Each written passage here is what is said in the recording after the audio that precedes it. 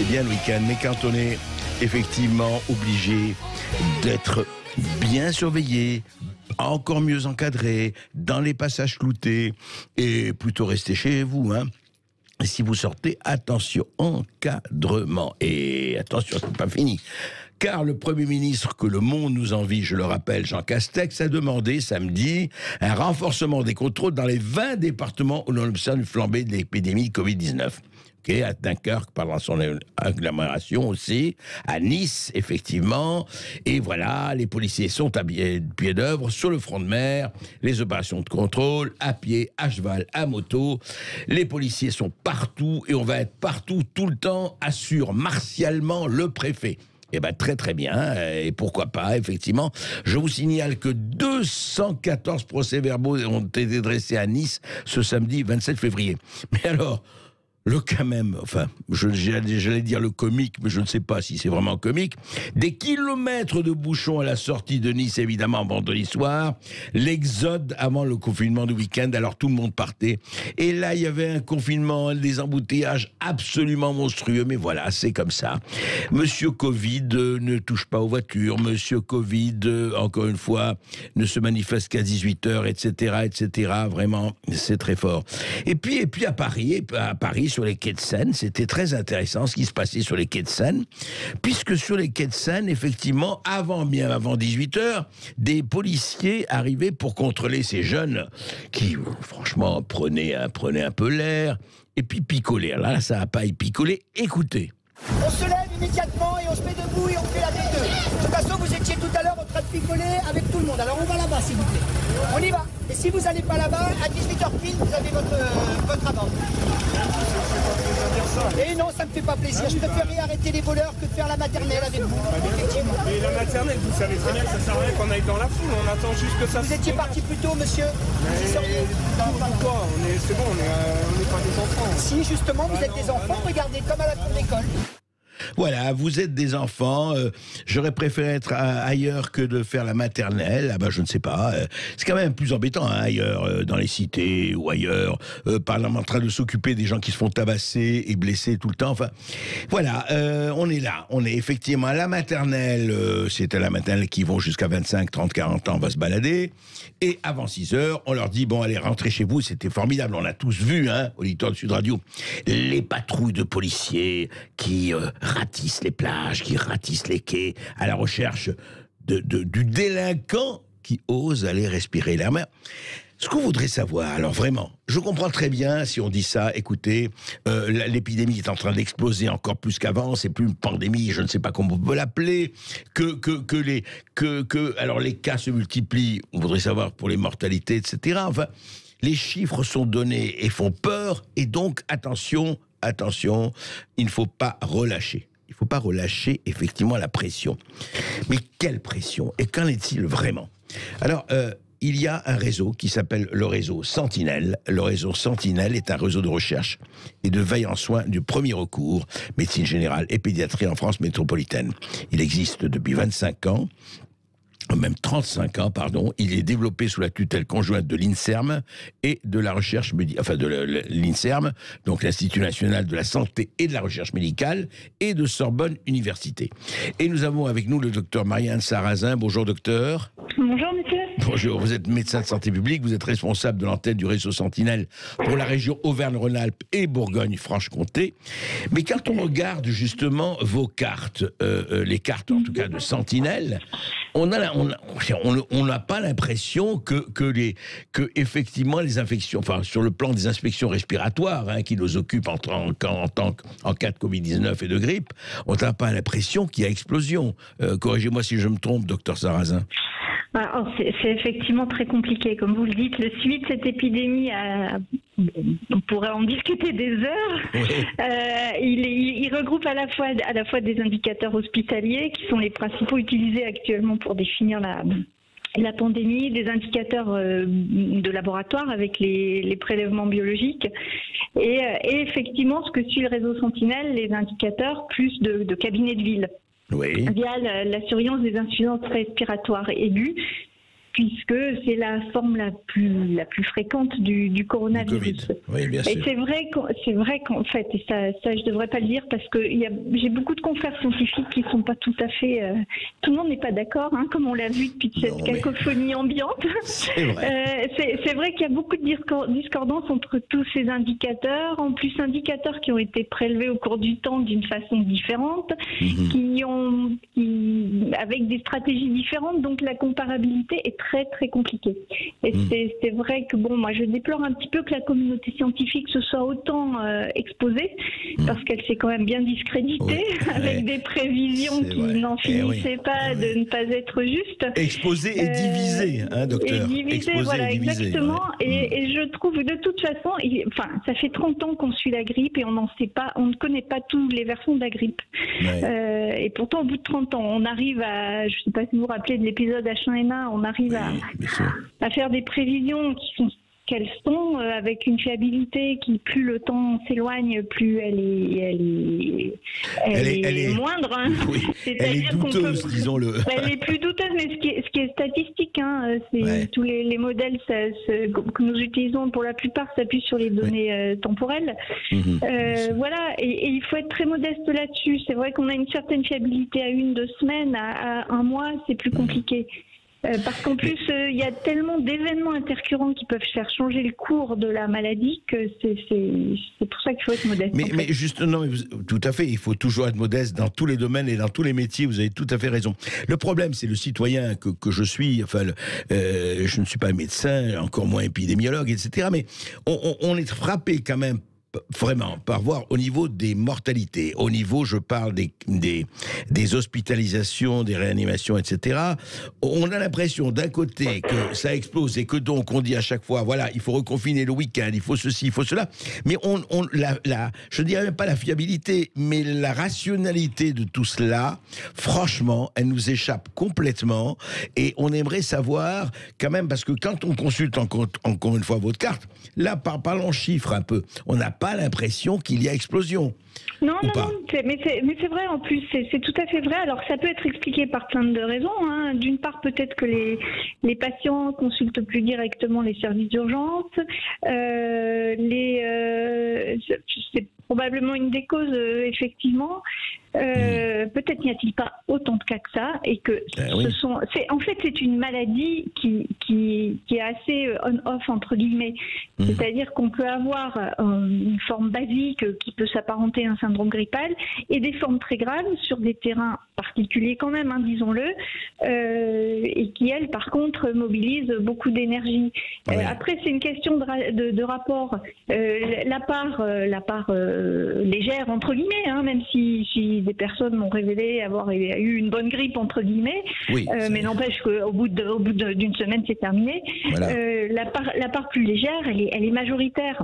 C'est ça. Elle est majoritaire, et c'est ce que représente le réseau Sentinelle en fait. Avec effectivement majoritaire sur une population de 67 millions d'habitants, avec une incidence qui n'est pas si importante que ça. De même que la mortalité, si on veut. Alors, relativisons. Hein, je suis pas en train de dire qu'il n'y a rien. Non, je dis simplement relativisons. Si vous savez, si on comptait le nombre de cancers tous les jours, morts par cancer, morts par telle maladie, etc., les gens resteraient couchés. Parce que ça concerne plus de personnes que le coronavirus. Enfin, on le voit dans nos réanimations. Hein. C'est pour ça que je vous dis, je déplore que ce phénomène ait été très médiatisé. Hein. Désolé, le journaliste que vous êtes va être choqué. Pas du tout. Je pense qu'on aurait dû se taire. On aurait dû faire ce que font, avoir un comportement d'épidémie. Quand il y a une personne malade en cas d'épidémie, on l'isole. On l'a fait pour les tuberculeux qui tuaient 200 000 personnes par an avant. Exact. On l'a fait pour la grippe aussi. Hein. On a des consignes comme ça pour la grippe. Hein. On l'oublie chaque année. Et là, je ne sais pas quel a été cet emballement face à une maladie, certes, qu'on ne connaissait pas, mais encore, c'est un virus qui s'apparente au virus du rhume, avec un peu plus de virulence pulmonaire, certes, Mais malgré tout, les épidémies ne sont pas quelque chose de novateur, entre guillemets. Non, et nouveau. Docteur, je voudrais avoir vraiment votre sentiment, et ça n'a rien de politique ou quoi que ce soit. L'impression qu'on a, très franchement, c'est que peut-être pour la première fois, parce que comme vous dites, les épidémies, il y en a eu. D'abord, on a dit pandémie, il faudrait se demander, parce qu'une pandémie, c'est en général des millions et des millions et des millions de personnes. Enfin exactement. Bon, voilà, passons. Mais surtout, est-ce qu'on a l'impression, vous l'avez dit vous-même, quand il y a eu la tuberculose, tout ça, on isolait, on traitait, etc.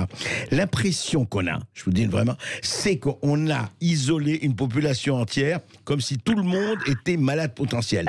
C'est un peu au nom de la sacro-sainte égalité, c'est l'égalité au lit. Brimons tout le monde plutôt que de brimer ceux qui sont touchés.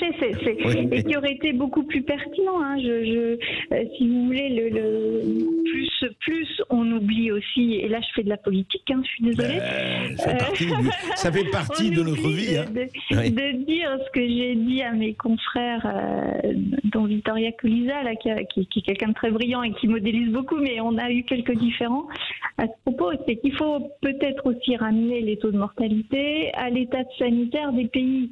C'est-à-dire que c'est vrai qu'on a eu une politique sanitaire depuis 20-30 ans qui a été un petit peu compliquée avec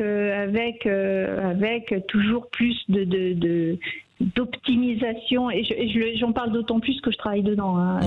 Une optimisation qui a pas toujours été très réfléchie. Et quand vous parlez d'optimisation, vous voulez dire de modélisation, c'est ça? Non, de gestion de la santé elle-même, de remboursement, il y a peut-être on devrait peut-être déjà accepter dans notre société moderne de payer la santé, parce qu'on est tous contents d'être bien soignés. Un cancer, ça coûte 400 000 €, une réanimation, c'est 10 000 € au jour. Il faut le rappeler. Il faut le rappeler aussi, et il faut accepter de le payer peut-être, et peut-être pas payer d'autres choses, entre parenthèses, avec nos impôts. Et puis voilà, et puis faire ce choix. Je veux une santé de qualité, et je pense que ce coronavirus, il a mis ça en évidence aussi, d'une fragilité des systèmes. Les Anglais ont un système très fragile à la base, très performant sur beaucoup d'aspects, mais nous on était extrêmement fiers, et à juste titre, sur certaines malades de notre système de santé, et en même temps il y a eu tout ce qui s'est passé, cette gestion quand même depuis un an. Maintenant, en un an, on a eu le temps de voir et d'étudier quand même, ça fait un peu plus d'un an maintenant, ça nous a déposé le problème. Docteur Sarrazin, restez avec nous après cette petite pause, mais on en a pour quelques minutes et une question. Voilà. Et merci. Vous aussi, vous pouvez réagir au 0826 300 300 à partir de 13h. Justement, vous avez entendu le docteur Sarrazin qui vient donc du réseau Sentinelle et qui dit qu'il faut relativiser ces chiffres, et puis peut-être que les médecins auraient dû se taire. Eh bien, réagissez, on vous attend. À tout de suite. Nous sommes toujours avec le docteur Marianne Sarrazin, qui est médecin de santé publique et responsable de l'antenne du réseau Sentinelle pour la région Auvergne-Rhône-Alpes et Bourgogne-Franche-Comté. Docteur Sarrazin, et c'est vrai, vous avez raison, on doit tous faire attention, être modeste et ne pas foncer.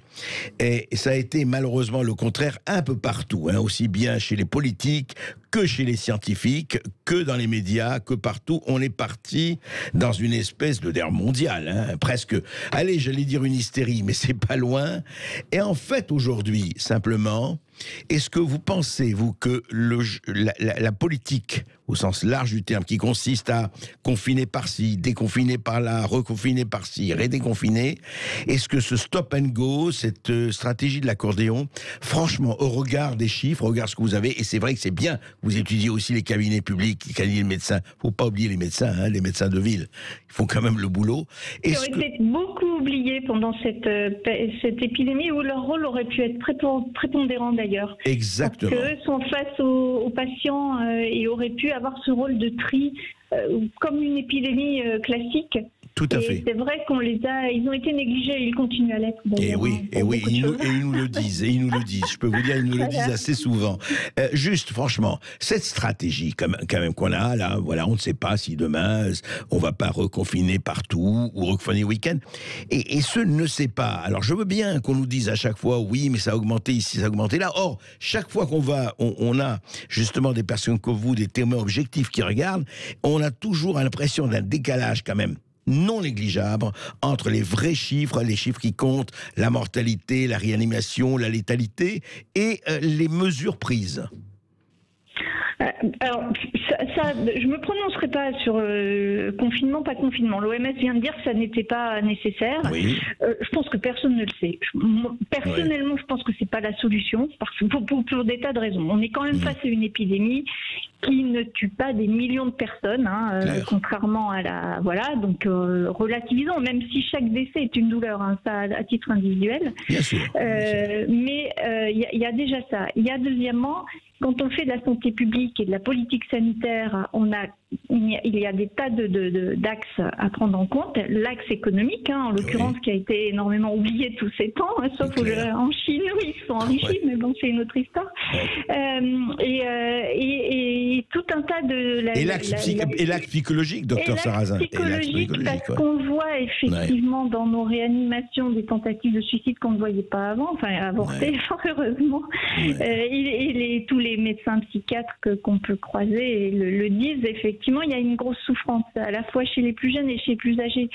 Et effectivement, tous ces paramètres-là font qu'on prend un risque ou pas. Il y a une chose qui est sûre, c'est qu'actuellement, si vous comparez les pays, les États-Unis en l'occurrence, qui n'ont pas confiné ou de façon très succincte, l'Europe n'a pas à se vanter avec ses confinements multiples parce que les taux de mortalité sont équivalents ou quasiment. Hein, donc effectivement, se pose la question, c'est est-ce que c'était la bonne stratégie ou pas.